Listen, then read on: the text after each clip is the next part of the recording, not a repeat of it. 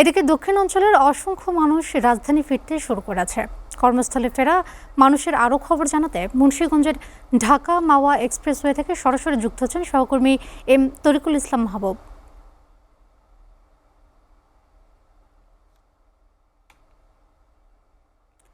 তরিকুল, শুনতে পাচ্ছেন? তরিকুল, মহাসড়কের কোথায় আছেন? সেখানকার যানবাহন চলাচলের অবস্থা কেমন দেখছেন, জানাবেন।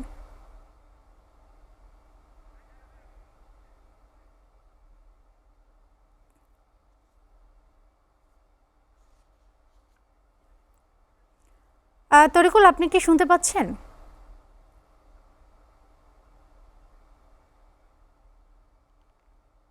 তরিকুল, আপনি মহাসড়কের কোথায় আছেন? সেখানকার যানবাহন চলাচলের অবস্থা কেমন দেখছেন, আমাদেরকে জানাবেন।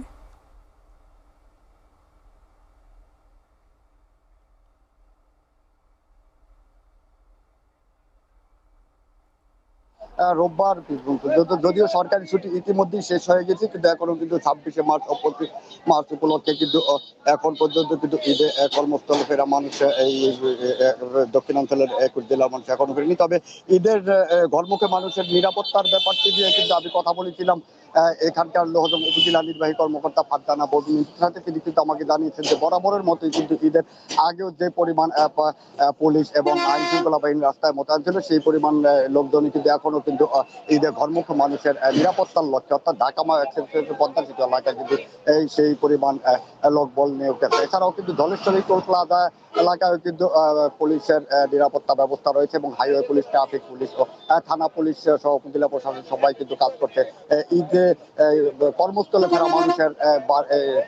ফেরা মানুষের যাত্রা নির্বিঘ্ন করার লক্ষ্যে। আর এই ছিল আমার কাছে মুন্সিগঞ্জের মাওয়ার পদ্মা সেতুর উত্তর থানা এলাকা থেকে ঈদে কর্মস্থলে ফেরা মানুষের সর্বশেষ রোদেলা। তরিকুল, আপনাকে ধন্যবাদ।